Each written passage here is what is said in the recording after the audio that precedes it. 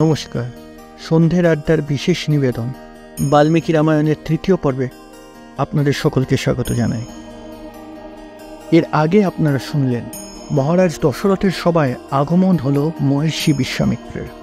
মহর্ষি বিশ্বামিত্র এমন একটি দাবি করে বসলেন যা মহারাজ দশরথ কখনো স্বপ্নেও ভাবেননি।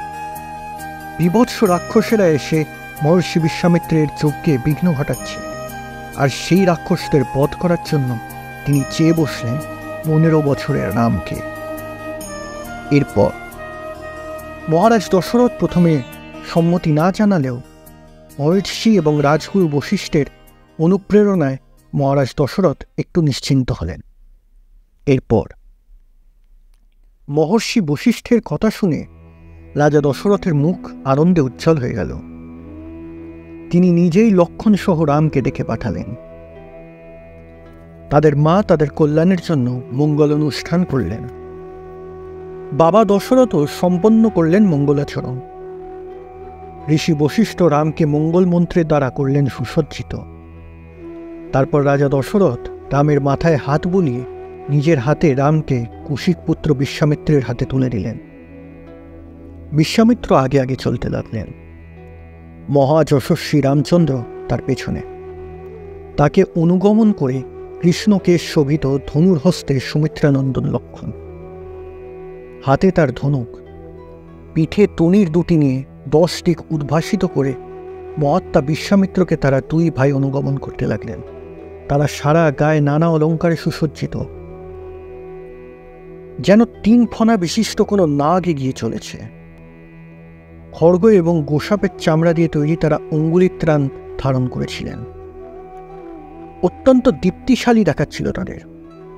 রাম লক্ষণ 2 ভাইয়ের দেহ ছিল সুন্দর। সরজু নদীর দক্ষিণ তীরে 1/2 যোজন বা 6 ক্রোশ পথ অতিক্রম করে বিশ্বামিত্র মধুর কণ্ঠে বললেন, বৎস, এখানে বসো তোমরা, একটু জল খেয়ে নাও, বেশি দেরি করা ঠিক হবে না। তোমাকে আমি বলা এবং অতি বলা নামক 2টো মন্ত্র দেব। এর ফলে ক্লান্তি, রোগ বা চেহারার কোনো তোমাদের ক্ষতি হবে না। তুমি ঘুমিয়েই থাকো বা অন্য কোনো কাজেই প্রমত্ত থাকো, রাক্ষসেরা তোমাকে নিগৃহীত করতে পারবে না। পৃথিবীতে বাহুবল বীর্যবত্তায় তোমার সমান কেউ থাকবে না। বৎসরাম, ত্রিভুবনে তোমার সমান কেউ হবে না। বলা এবং অতি বলা মন্ত্র এর রঘুবংশধর তুমি, আমি বলছি তুমি পাঠ করো। এই 2টি বিদ্যা এমন বিদ্যা যাদের কাছে থাকে তাদের সমান স্বয়ং ইন্দ্রদেব হয় না। এই বলা এবং অতি বলা সকল জ্ঞানের উৎস।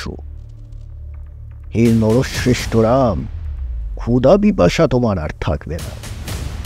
এই বিদ্যা 2টি অধ্যয়ন করলে জগতে তোমার খ্যাতি হবে। পিতামহ ব্রহ্মার দ্বারা সৃষ্ট এই বিদ্যাদ্বয় অত্যন্ত তেজ সমন্বিত। তপস্যার দ্বারা আমি এই 2টি বিদ্যা অর্জন করেছি। তোমার মধ্যে এই বিদ্যা দিলে সেটার গুণ আরও বেশি বেড়ে যাবে। এই কথা আনন্দ উজ্জ্বল মুখে বললেন। আত্মজ্ঞানী মহর্ষি বিশ্বামিত্রর কাছ থেকে এই বিদ্যা 2টি তিনি গ্রহণ করলেন। পরাক্রমশালী রাম এই 2টি বিদ্যা অর্জন করার সাথে সাথেই তার সারা দেহ থেকে বিচ্ছুরিত হতে লাগলো এক অদ্ভুত তেজ। তাকে শরৎকালের সহস্র কিরণ ভগবান সূর্যের মতো ভাস্বর দেখাচ্ছিল। গুরুর প্রতি করণীয় সব কাজ বিশ্বামিত্রের প্রতি সম্পাদন করে সরযুর তীরে তারা সেই রাত্রিটা কাটালো। রাজা দশরথের 2 ছেলেরই ঘাসে বা এরকম খোলা আকাশের নিচে শোয়ার অভ্যাস ছিল না, কিন্তু বিশ্বামিত্রের সাথে আলাপ আলোচনায় তাদের রাত ভালোই কেটে গেল। পরদিন সকালে মহামুনি বিশ্বামিত্র শুয়ে থাকা রাম আর লক্ষণকে ডেকে তুললেন। রাম, ওঠো ওঠো, এখন ভোরবেলা। এটাই সব থেকে উচিত সময় সন্ধ্যা কার্য শুরু করার। দেব পূজা এবং আহ্নিক করা এই সময় শ্রেষ্ঠ। ঋষির এই কথা শুনে বীর 2 ভাই জল নিয়ে সংকল্প করে পরম মন্ত্র এবং গায়ত্রী মন্ত্র জপ করলেন। রাম আর লক্ষ্মণ জপান্নিক শেষ করে বিশ্বামিত্রের সঙ্গে যাওয়ার জন্য তৈরি হলেন।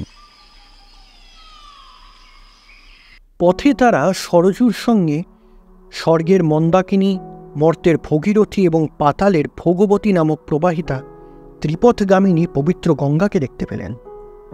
সেখানেই তারা দেখলেন একটি পুণ্য আশ্রম। পরমাত্মার ধ্যানে নিবিষ্ট ঋষিরা বহু হাজার বছর ধরে এই আশ্রমে কঠোর তপস্যা করে চলেছে। পরিপুত এই আশ্রম দেখে রঘুবংশধর রাম ও লক্ষ্মণ অত্যন্ত আনন্দিত হলেন। মহাত্মা বিশ্বামিত্রকে তারা জিজ্ঞেস করলেন, গুরুদেব, কার এই পবিত্র আশ্রম? এখানে কোন মুনি বাস করেন?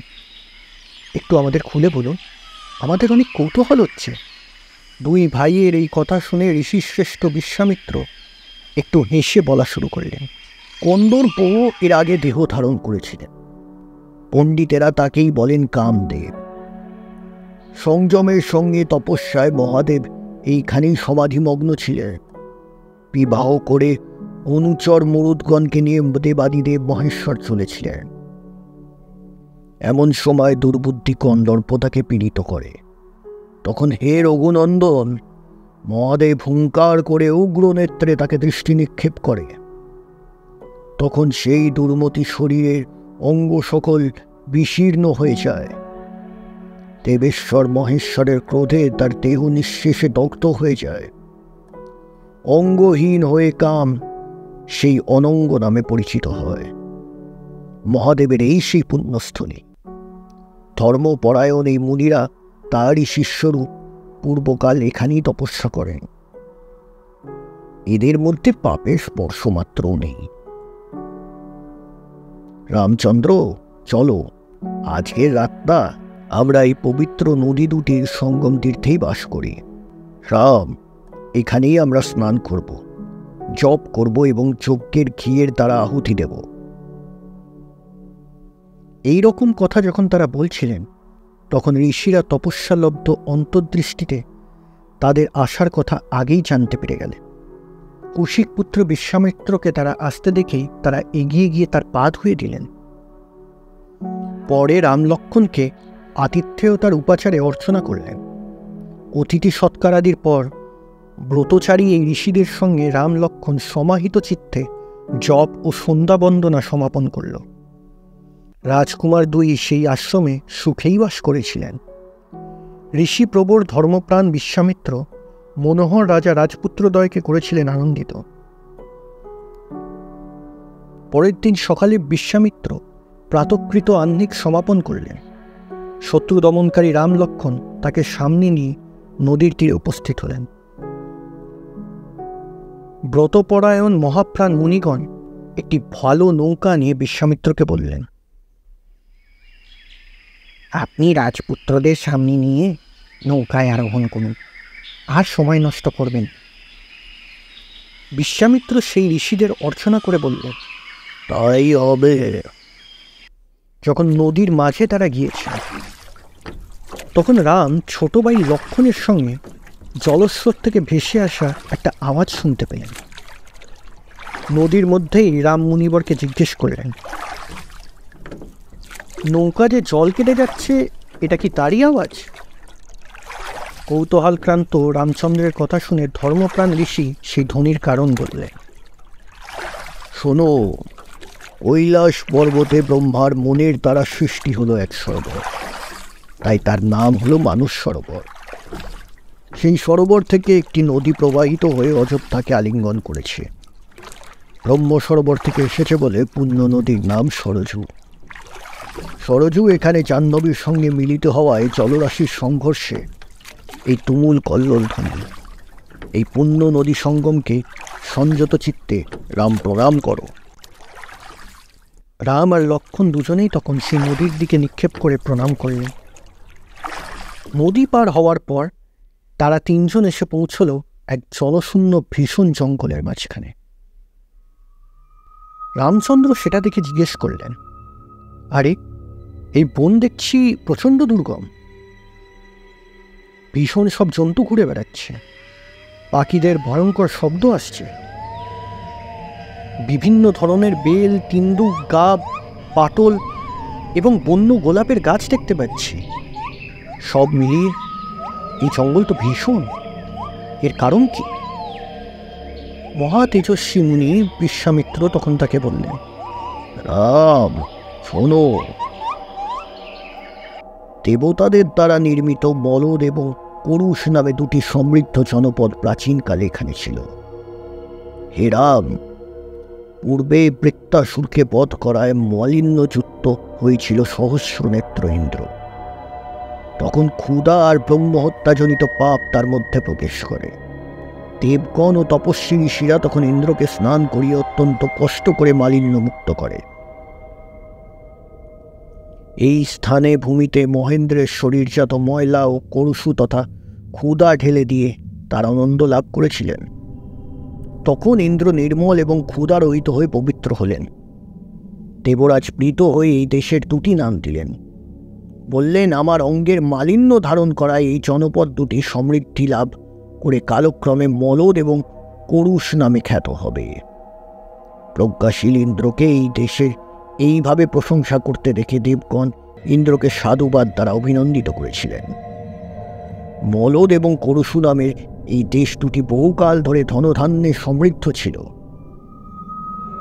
পরে কোনো এক সময় সহস্র হাতির বল ধারণ করে ইচ্ছামতো রূপ ধারণ করতে পারা এক যক্ষী এখানে এলো।